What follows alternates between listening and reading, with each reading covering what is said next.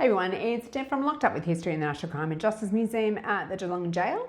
Today I am in one of our cells down in the capital punishment area, and I have a story for you today about one of the executions, and this has to do with Boggo Road Jail up in Queensland, and to do with the execution of the only woman that was executed in Queensland, Wiilliam Thompson, who was executed on this day, the 13th of June in 1887.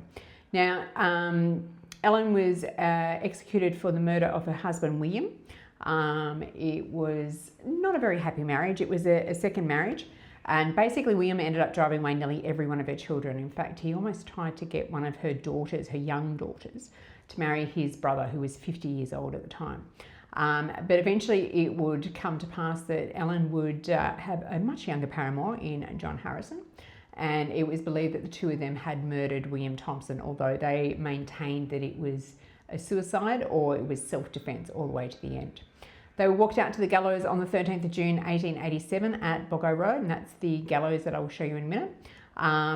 Ellen was walked out first. She carried her crucifix dressed in black. She said that she was completely innocent, and her final words were, "I die like a wounded angel." It was not a good execution. When she dropped through the gallows, it actually severed her jugular vein, which made quite a bloody mess on the floor. 2 hours later, when they brought John Harrison out, the exact same thing happened to him. The pair of them are now buried at South Brisbane Cemetery, I believe, and she remains the only woman who was ever executed in Queensland. Thanks.